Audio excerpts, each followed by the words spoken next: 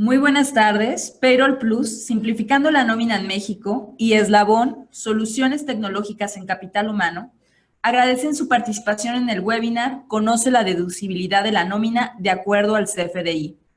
Es un placer presentar a nuestros expositores en el tema de hoy.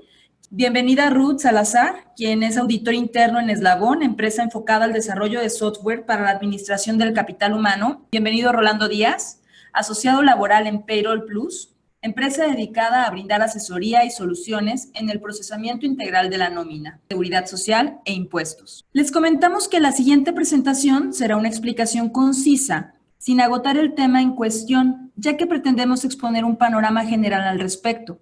En caso que usted tenga alguna pregunta específica, estamos a su disposición para resolverla. Iniciaremos con el tema de la licenciada Ruth Salazar y les pediríamos a los asistentes ir enviando sus preguntas, ya que las mismas serán contestadas en nuestra sesión de preguntas y respuestas al final del webinar. Adelante, Ruth, con el tema tiempos de emisión, timbrado y cancelación del CFDI. Gracias, Dulce. Hola, buenas tardes a todos. Gracias por asistir. Vamos a empezar con el tema de tiempo de emisión, cancelación y timbrado de los CFDI en general. Iniciaremos con la pregunta que siempre tienen de cuánto tiempo tienen para emitir un CFDI. Un CFDI te marca la ley en reglamento que debes de generarlo dentro de las 24 horas en que ya hayas hecho la erogación o la contraprestación del servicio que estás pagando. Para el CFDI de nómina, el tiempo es diferente, ya que ahí vamos a estar tomando en consideración el número de empleados que se tiene por cada nómina que estás pagando. Eso es importante saberlo, ya que muchos han considerado que es por el número de empleados que tienes a nivel plantilla y no es por el número de empleados que tienes por cada nómina que estás emitiendo. Si tienes de 1 a 50 trabajadores, tendrás 3 días para emitir el CFDI. De 51 a 100 tendrás 5 días. De 101 a 300, 7 días. De 301 a 500 trabajadores, 9 días. Si tienes más de 500 empleados, bueno, tendrás 11 días para poder emitir tu CFDI. Una vez que emitiste tu comprobante, tienes hasta 72 horas para que este pueda ser timbrado. Ahí han preguntado muchas veces, ¿qué sucede si yo lo emití? Pasaron esas 72 horas y no lo certifiqué o no lo mandé timbrar. Bueno, tienes que volver a emitir el CFDI porque se va a generar otro sello y entonces tendrá una vida de 72 horas para que tu proveedor o el mismo SAT lo pueda timbrar. Si no lo volviste a reemitir y ya pasaron 72 horas, te va a marcar un error y no vas a poder certificarlo. ¿Cuánto tiempo tengo para cancelar un CFDI? Bueno, la regla 27138 de la Resolución Miscelánea Fiscal para 2019 nos establece que para cancelar algún CFDI, el contribuyente emisor deberá enviar una solicitud de cancelación al receptor a través de buzón tributario. El receptor tendrá un plazo de 72 horas para aceptar o negar la cancelación de factura a través del mismo medio. Bien, aquí estamos hablando del CFDI en general. Si tienes un CFDI de ingresos, de egresos o de algún tipo de... si tienes un CFDI del año pasado, podrás cancelarlo sin tener que pedirle el permiso al receptor. Pero si no, tendrás las 72 horas para que éste te pueda responder la solicitud de cancelación. Si esas 72 horas pasaron y no recibiste respuesta, podrás cancelarlo sin tener que esperar esa aceptación del receptor. Importante considerar que el SAT aceptará la cancelación si ha pasado el tiempo y no recibiste respuesta. Bien, para cancelar un CFDI de nómina no es necesario enviar al receptor, en este caso a los empleados, la petición de cancelación por sus recibos de nómina, ya que estos están marcados como una excepción en la regla 27139. Por concepto de nómina podrá cancelarse sin requerir la aceptación del receptor, es decir, del empleado o colaborador que tengas en tus nóminas, ya sea por el pago de sueldos y salarios y o asimilados a salarios. Aquí les presentamos las otras excepciones que hay para no tener la obligación de pedir al receptor la cancelación del CFDI que le fue emitido. Tenemos facturas que amparan ingresos hasta 5,000 pesos, recibos de nómina, que ya lo revisamos en la diapositiva anterior, los de egresos, los de traslado, los emitidos en mis cuentas, que estos regularmente son para personas que emiten sus recibos desde el portal del SAT a través de mis cuentas, CFDI de retenciones e información de pagos, que regularmente lo hacen los proveedores, factura de ingreso expedidos por contribuyentes del régimen de incorporación fiscal, que son regularmente las empresas pequeñas o negocios pequeños, aquellos CFDIs que dentro de los 3 días siguientes a la emisión hayan tenido algún error o necesiten una modificación o simplemente ya no van a tener ese ingreso, lo pueden cancelar antes de las 72 horas de haberlo emitido. Operaciones con público en general, que esto también regularmente lo hacen las tiendas de autoservicio, los pequeños contribuyentes o negocios que necesitan cancelar alguna factura por algún error, alguna omisión o alguna adecuación a su CFDI. Los recibidos por residentes en el extranjero, las facturas a través del adquirente y sector primario, que es agricultura, pesca, ganadería, y los CFDIs emitidos por integrantes del sistema financiero. Esto es regularmente para los estados de cuenta que nos emiten las instituciones financieras. Ruth, nos está llegando una pregunta por parte de alguien de la audiencia. La pregunta es, ¿por qué medio se solicita la cancelación de un CFDI? La petición inicial para un CFDI de ingresos tendrá que hacerse mediante el buzón tributario o mediante la aplicación que les otorgue su proveedor autorizado de certificación. Esto es el PAC con el que están timbrando sus ingresos. Se tendrá que hacer la petición al receptor, esto es, al contribuyente que le están emitiendo el comprobante. La respuesta se las tendrán que dar mediante buzón tributario o bien también por la aplicación que les esté entregando su PAC. Dentro de las 72 horas, una vez que ustedes hayan hecho la petición, si después de las 72 horas no han recibido respuesta, tendrán toda la libertad de hacer la cancelación del comprobante. Es importante considerar también, si un CFDI está como un PPD, y ya tiene un pago, tendrán que hacer referencia a la cancelación que están realizando de los FDI relacionados. Y por acá me llega otra que dice, en caso de que mi PAC o el SAT tengan intermitencias para el timbrado en las 72 horas que tengo para certificar, ¿mi comprobante será deducible? Ok. Recordemos que en primera instancia la deducibilidad se da por la comprobación del pago. Para este efecto, el SAT deberá emitir un comunicado por su intermitencia o ventana de mantenimiento, que regularmente eso se los manda a su proveedor. Nos darán oportunidad de poder timbrarlo una vez que tenga lista su conexión. Aquí, si el problema fue del SAT, deberá de emitirnos algún tipo de información o validación donde él esté mostrando que fue error del SAT o del PAC, pero será deducible toda vez que lo tengamos dentro de las 72 horas o las 24 horas de que hayamos hecho ese comprobante o la contraprestación. Por último, nos llega una pregunta antes de pasar al tema de Rolando. ¿Qué sucede si no genero el CFDI dentro de las 24 horas? Ok, este pudiera considerarse como un CFDI no deducible, pero podemos apararnos con que la contraprestación, si ya está realizado el pago, se puede presumir como un pago ya deducible, pero necesitamos que el comprobante esté realizado dentro de las 24 horas. Ahora, en los CFDIs de nómina, regularmente se hace el pago posterior a la emisión del comprobante. Esto puede ser deducible hasta el momento en que le realizaste el pago al trabajador, no antes, aunque hayas emitido el comprobante con anterioridad. Por eso se emite una fecha de pago. Si tú tuviste un CFDI de ingresos y no lo generaste en las 24 horas después de que te hicieron una transferencia, bueno, tienes todavía las 72 horas para emitirlo y que este quede certificado dentro de esas 72 horas para que pueda ser deducible para el receptor y un ingreso para ti. Muchísimas gracias, Ruth. Los invitamos a mandarnos sus preguntas, las cuales serán contestadas al final del webinar. Comenzaré a presentar a Rolando Díaz, quien nos dará algunos tips para deducir la nómina correctamente. Bienvenido, Rolando.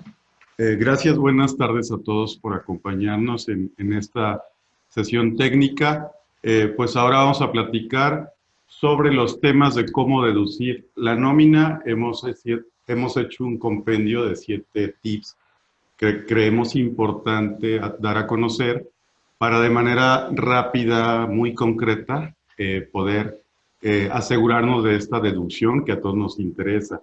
Como todos saben, el gasto de la nómina normalmente puede llegar a ser hasta el 60-50% del gasto total de una empresa, depende de la actividad. Obviamente manufactura puede ser distinto, los servicios es la mayor carga, entonces es bien importante considerar estos tips, ¿no? La primera es, bueno, vamos a reconocer los ingresos que vamos a registrar en la nómina para que a su vez sean timbrados. Es muy frecuente que se piense que los ingresos de un trabajador son los relativos a las nóminas que el trabajador regularmente recibe. Sin embargo, existen otros pagos especiales que también se tienen que integrar.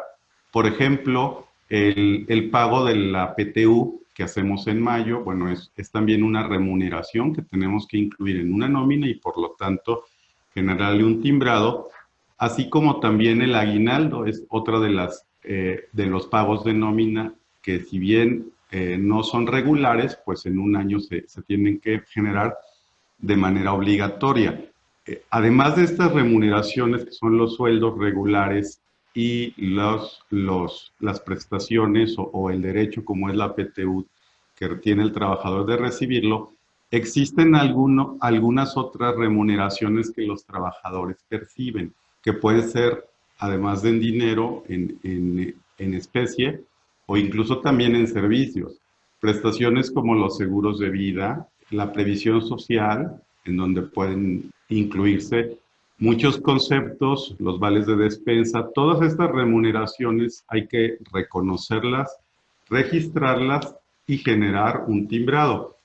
Existen también algunos pagos, los conocidos como los asimilados a salarios de prestadores de servicios independientes que nos prestan un servicio personal y si estos profesionistas deciden apegarse a asimilarse a salarios por efectos tributarios, pues es también importante incluirlos. Es un error dejarlos fuera. Como ya sabemos desde hace unos años, la declaración informativa de sueldos y salarios fue reemplazado por un CFDI. Entonces, de alguna manera, cada uno de los pagos que hacemos a los trabajadores representa una declaración en sí misma. Y el dejar de hacer estos informes, pues estamos haciendo una omisión. Es importante señalar que, bueno, el régimen tributario de los empleados, pues es el conocido como sueldos y salarios, pero los asimilados tienen varias categorías que hay que también reconocer y recientemente en este 2018 tenemos una nueva modalidad fiscal, de régimen fiscal, que son las indemnizaciones. También el hacer esa separación y ese reconocimiento es fundamental para la correcta deducción. Nuestro tip número 2 tiene que ver con el tema de los otros pagos. Antiguamente los que preparamos nóminas no sabíamos qué hacer con algunos pagos, reembolsos de gastos, incluso los viáticos, no estaban reconocidos en la declaración algunos de estos conceptos y no había unas reglas específicas. Ahora tenemos este tipo de pagos que están separados en 4 conceptos básicos. Los viáticos, cuando son en anticipo, de manera informativa tenemos que agregarlos en un CFDI y en el nodo de otros pagos, en la clave correspondiente a viáticos, tenemos que informarlos. Así también como los reembolsos, hay ocasiones que hay trabajadores que nos ayudan a hacer la compra de, por ejemplo, un equipo de cómputo y tenemos que reembolsarle ese gasto. En este caso, hay que preparar un CFDI en este módulo de otros pagos, timbrar ese importe que no tiene un efecto de ingreso, no es un efecto remunerativo, pero sin embargo, estos conceptos tienen carácter informativo. ¿Por qué es importante esta parte? Recuerden que ahora la autoridad fiscal tiene la facultad de poder revisar cuentas bancarias de personas físicas. Y el hecho de timbrar estos pagos, estamos dando transparencia a los ingresos que entran a las cuentas bancarias de nuestros colaboradores. Entonces, esta parte es esencial y frecuentemente olvidado por algunos de los que generan o preparan los cálculos de nómina. Otro tema importante es también emitir los recibos utilizando la última versión del complemento. La versión actual, la versión 1.2 de nómina del complemento CFDI 3.3, pues recientemente, como este 2019, ha tenido algunos cambios. Constantemente se generan actualizaciones. Desde el primer CFDI debe de haber al menos 30 actualizaciones. Todo el tiempo está cambiando, digamos, este complemento que incluye más de 80 campos que tienen que ver con el empleado. Y entonces hay que estar muy al pendientes de estas actualizaciones. Incluso hay en la página del SAT, puede uno encontrar documentos técnicos, casos de uso, preguntas frecuentes, todos esos, una guía incluso por cada uno de los campos. Todos estos elementos nos ayudan a poder hacer el timbrado de manera correcta según lo define el SAT con este complemento. Una parte importante que ha tenido últimamente se ha hablado mucho de esto, es la entrega del CFDI. Si bien es cierto que desde hace algunos años la ley fiscal nos impone la obligación de hacer una entrega del archivo XML o de la representación impresa para efectos de cumplimiento fiscal, con la reciente reforma laboral del pasado 1 de mayo de este 2019, la ley laboral, en la modificación del artículo 101, última fracción, nos permite que el CFDI fiscal haga las veces del recibo impreso y nos da la opción de que este recibo fiscal tenga validez para efectos laborales. Es un cambio muy importante que viene de alguna manera a revolucionar el tema de los comprobantes de nómina en México, ya al permitirse ser electrónicos, para efectos laborales, siempre y cuando se pueda tener el folio y que de la parte del portal del SAT se encuentre vigente el recibo, hace las veces de un recibo válido para el cumplimiento laboral, no nada más fiscal. Entonces, fíjense, este tip número 4 tiene un alcance más allá de lo fiscal, también es un alcance legal. Importante también, hay quien luego pregunta, oye, ¿cómo puedo hacer entrega de este documento? Pues se puede dar incluso una representación impresa, que el único requisito que tenemos es incluir el folio fiscal, pero también se puede poner a disposición de los trabajadores por medio de una plataforma de nómina que tenga un módulo de kiosco. Con esa facilidad es suficiente para poder considerar que el recibo es entregado. Lo ideal es tener una confirmación del trabajador y por medio de digamos, una notificación electrónica, pues asegurarnos de que se entregó, pero esta parte pues viene a revolucionar recientemente, ¿no? Los siguientes tips que tienen que ver con la deducción, el tip número 5, pues obviamente hay que validar que el Registro Federal de Contribuyentes de los colaboradores, en este caso los trabajadores, sea válido. Normalmente nuestro sistema de nómina pues, puede hacer esa validación de manera automática. Incluso se puede hacer directamente en el portal del SAT, podemos verificar, hay ya una herramienta en donde se puede validar si el RFC es válido, porque bueno, de lo contrario, la emisión del CFDI no sería recibido por el PAC y por ende tampoco por la autoridad fiscal. El respetar los tiempos de timbrado, ya nos platicaba Ruth de cómo funciona en el caso de las nóminas, tenemos hasta 11 días hábiles dependiendo de nuestra plantilla. Es también importante, teóricamente, si no lo hacemos respetando esos tiempos, pues tendríamos pagos no deducibles a pesar de que cumplamos con todas las disposiciones.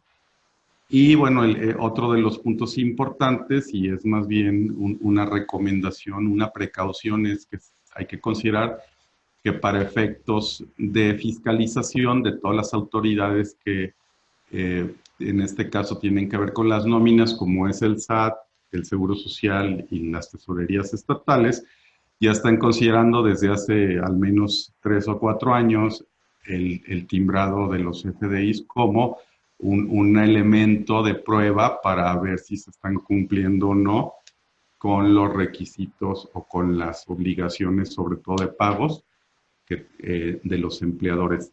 Estos serían entonces los 7 tips de cómo deducir y timbrar correctamente la nómina, y por ahí también pues se viene el elemento del recibo, que ya puede ser como para efectos laborales también una opción. Creo que podríamos pasar a ver si tenemos preguntas. Dulce, no sé si tengas algo en ese sentido. Sí, muchas gracias, Rolando. Nos están llegando varias preguntas. Aquí me preguntan, ¿qué ocurriría si no se realiza el timbrado de los pagos de prestaciones pagadas en especie? En este caso, las prestaciones pues, serían no deducibles, ¿no? Y esa es una práctica bastante frecuente. Por ejemplo, en época navideña, ¿no? Sucede que hay compañías que tienen la bonita costumbre de dar una canasta navideña o un pavo, y como no es un dinero tangible, no fue una transferencia bancaria directamente al trabajador, se estima que no se debe timbrar. Entonces, la manera de hacer deducible este gasto pues es integrarla en un CFDI, y aunque sea una remuneración distinta al dinero, ¿no? Al final del día es un incremento en el patrimonio del trabajador, aunque sea algo pequeño. Por acá hay otra. Si se tiene un pago por finiquito que incluya conceptos de indemnización, ¿cómo debe de ser registrado y timbrado? Esa es muy buena pregunta porque la guía desafortunadamente no lo menciona. Simplemente aparece el nuevo régimen de indemnizaciones, pero sucede que cuando pagamos indemnizaciones no solamente incluimos los 3 conceptos de pagos por separación más conocidos, que es la prima de antigüedad, los 20 días por año de servicio y la indemnización constitucional de 3 meses de sueldo. Normalmente, además de estos conceptos, integramos otros como son los salarios pendientes de pagar, que el trabajador a la hora de su baja pues tiene derecho a recibir, el aguinaldo, la prima vacacional. Todos estos conceptos los integramos en un solo pago, junto con los conceptos indemnizatorios. Entonces, para efectos prácticos, tendríamos que generar, a pesar de ser un solo pago, 2 comprobantes CFDI, uno que incluya los elementos de percepciones que tienen que ver con el régimen de sueldos y salarios, y otro por separado que incluya los elementos de los pagos por separación. Ese es un punto fino de las nóminas que también no siempre se cuida, ¿no? Entonces sí, se tienen que hacer 2 FDIs. Por aquí tengo yo otra pregunta respecto a las primas de seguro de gastos médicos y seguros de vida, ¿cuándo se deben de timbrar? Esa también es una excelente pregunta. Desde nuestro particular punto de vista, la guía, o más bien el catálogo o compendio de preguntas frecuentes del SAT define que al devengo. Sí, es decir, al devengo pues tendría que ser conforme la póliza se va amortizando. Sin embargo, es todavía un hecho controvertido, porque para otros efectos, por ejemplo, para temas de impuesto estatal, se va a considerar que el timbre se tiene que hacer al momento del pago de la póliza, ¿no? Entonces, desde mi opinión, a pesar de que hay una pregunta que dice que es al devengo, no lo aclara con un ejemplo práctico, y me parece que lo más conveniente es hacer un solo timbre por pago para tener congruencia con los demás afectaciones que tiene este pago. Por ejemplo, el impuesto estatal, hay algunos estados que lo graban, y si lo hacemos diluido en 12 diferentes timbres, nos van a exigir probablemente el pago del impuesto estatal de los 12 meses, cuando en realidad debería ser en el mes donde se recibió el pago. a pesar de la desafortunada redacción de la pregunta que te dice que es al devengo. Sin embargo, ahí en la redacción dice que es al devengo para hacer la deducción y no aclara si es la deducción de la nómina a la deducción al empleado. Entonces, creo que esa parte sí se tiene que analizar y ver el caso concreto, pero desde mi opinión tendría que ser en una sola exhibición. Creo que tú también tienes una pregunta por ahí. Sí, nos preguntan qué efectos tiene un comprobante que se cancela un año posterior y se emite uno relacionado en sustitución. ¿El efecto sigue quedando para el año anterior o el efecto ya es para el año en que se timbra nuevamente? Respecto a los FDIs de ingreso normal, no de nómina. Ok, si tú emitiste una factura de ingresos en 2018 y resulta que tu cliente te dice, ¿sabes qué? Cancélalo porque necesito algo que esté más vigente para mi ejercicio fiscal 2019, sí se puede hacer esta cancelación. Sin embargo, el ingreso sigue siendo acumulado para tu ejercicio 2018. Si tú haces la cancelación, deberás de disminuir ese ingreso en este ejercicio y asegurarte de que tu cliente al que le emitiste ese comprobante no haya utilizado el CFDI que le emitiste en 2018 como un gasto deducible para ellos y que no lo haya informado en su declaración informativa de IVA en el mes en que tú le emitiste el documento. Ahora, puedes cancelarlo también y emitir uno nuevo sin hacer referencia y entonces podrás hacer una nota de crédito para disminuir también de manera directa el acumulado de tus ingresos en el mes en que hagas la cancelación. Ahí es muy importante primero revisar con el cliente cuál es el motivo de la cancelación del comprobante. O bien, si es por un motivo de la empresa, verificar que el cliente no lo haya metido como un gasto deducible en el momento que tú le emitiste el comprobante. Yo aquí tengo otra pregunta que tiene que ver con los viáticos, ¿no? Y alguien pregunta, ¿qué monto debe timbrarse al trabajador cuando el pago de hotel y transporte lo hace directamente la empresa? En este caso, y no lo pagó directamente, o sea, luego pasa que una comisión de viaje, la empresa paga de repente los boletos de avión o los hoteles, es lo más común, y el trabajador recibe un anticipo de viáticos para que haga los gastos de alimentación, transporte local, por ejemplo, de la plaza que va a visitar. En este caso, solamente los que el trabajador directamente recibe son los que tendrían que registrarse como un pago CFDI o como una nómina de viáticos. Si la compañía hace los pagos directamente al proveedor, estos no inciden. Igualmente, si los trabajadores llegan a tener una tarjeta corporativa y con esta tarjeta hace los gastos, pues en realidad esos viáticos no le llegaron directamente a su cuenta bancaria, por lo tanto no tendrían que timbrarse. Es importante señalar que solamente los viáticos que directamente el trabajador recibe en su cuenta. Acá tengo otra pregunta, me piden que la conteste Ruth. ¿Qué debo hacer si tengo una notificación del SAT que detecta diferencias entre los pagos de ISR y los recibos timbrados de las nóminas? Ok, aquí les sugerimos validar la totalidad de los FDIs timbrados y compararlo contra el detalle de los pagos provisionales para cancelar o emitir los FDIs que correspondan o en su caso realizar el pago de ISR pendiente no enterado. Aquí la recomendación siempre es que los usuarios que estén realizando la determinación del pago de nómina hagan una revisión de lo que mandaron certificar en el momento que ya pagaron, van a validar lo que timbraron contra la retención que reportaron en su póliza contable. El acumulado de las retenciones que hayan timbrado debe ser igual a la que hayan hecho en su póliza y la que hayan determinado en su nómina. Si esto no está bien, les sugerimos revisar uno a uno las retenciones de los contribuyentes o de sus empleados a los que les emitieron los comprobantes. Es muy importante que esta revisión la hagan de manera ya sea semanal, quincenal, catorcenal, de acuerdo a cómo tengan el pago de sus nóminas, o bien realizarla durante el mes o a principios del mes que hayan terminado el periodo. ¿Por qué? Porque ustedes tendrán hasta el 17 del mes posterior para pagar el ISR retenido a sus empleados. Es muy importante que vayan amarrando esta información de manera mensual para que cuando tengan que presentar su declaración anual no haya diferencias, o si hay diferencias, haya las mínimas diferencias.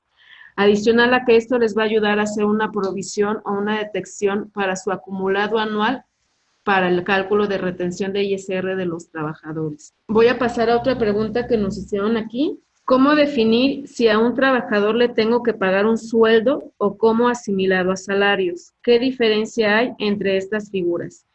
Bien, un asimilado a salarios es aquel que puede estar dentro de una nómina, pero no tiene las mismas prestaciones que un empleado normal.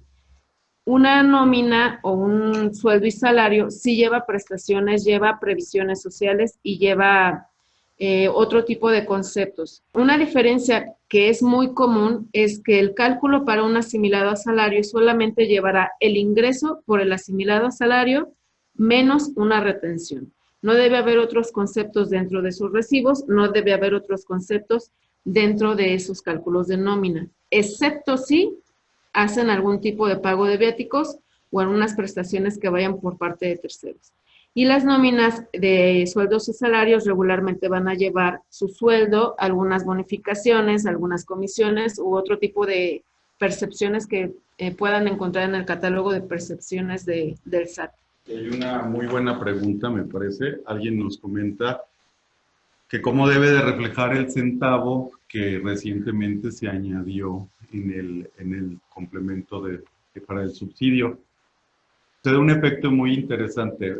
Más o menos para los salarios de entre 5,000 y 7,700 pesos, son empleados que en el mes tuvieron derecho a un subsidio conforme el artículo 8º transitorio de la ley del impuesto sobre la renta.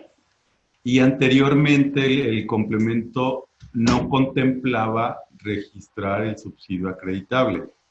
Solamente lo podíamos registrar quien recibía un subsidio al empleo en efectivo, que son los salarios de menos de 5,000 pesos aproximadamente, hacia abajo.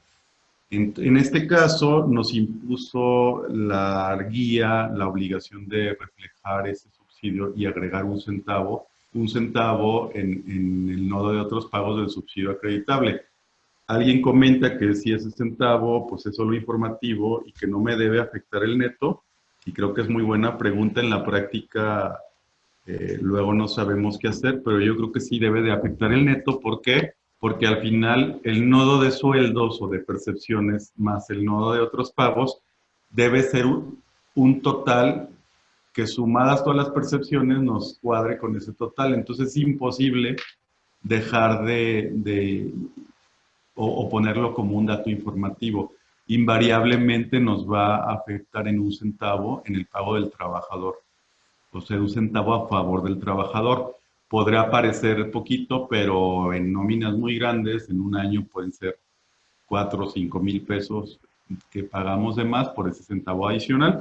Pero es muy buena pregunta, y en la práctica si llega a darse este caso, me parece que si lo ponemos solo como informativo, el CFDI no va a pasar, porque no cumpliría con especificación de que el total de los dos nodos nos cuadre con el total de salarios. No sé si tengamos más preguntas. Sí, vamos a pasar a otra pregunta, ya de las últimas por contestar. Nada más aquí voy a pedir el favor que si pueden ampliar una pregunta que realizaron de la configuración del ajuste anual. Si pueden volver a redactar su pregunta, se los vamos a agradecer para saber qué términos necesarios son los que hay que darles, porque no sé si es sobre la configuración dentro de su sistema o de qué están hablándonos, si es en el cálculo o en el ajuste de su sistema. Bien, nos preguntan, cuando tengo algún error en RFC y tardo días en timbrarlo, ¿eso genera alguna multa? El error en el RFC no genera ninguna multa. Ahora, aquí el error es en el RFC del emisor o del receptor.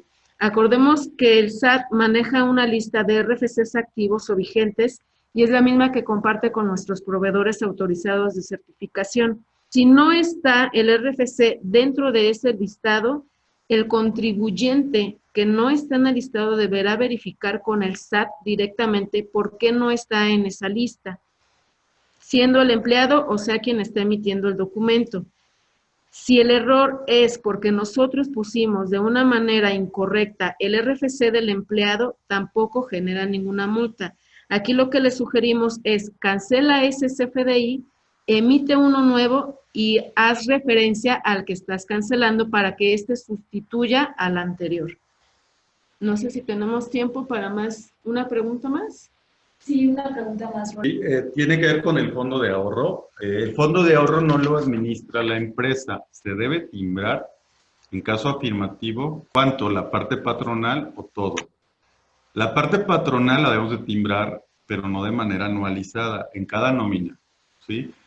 Porque en cada nómina estamos agregando y sustrayendo, agregando por un lado la parte patronal y sustrayendo la parte del empleado. Ese es un timbre que debemos hacer en cada nómina.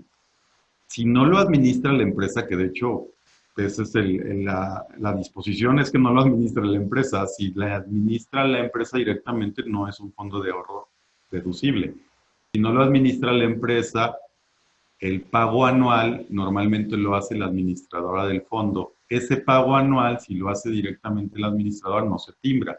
Pero si la administradora lo regresa al patrón y el patrón de su cuenta bancaria distribuye el fondo de ahorro anual, en ese caso lo tenemos que timbrar como otros pagos en el concepto 004, solamente para transparentar la entrada de ese dinero, pero no para timbrarlo como una percepción, porque ya lo hicimos en cada uno de los periodos de nómina.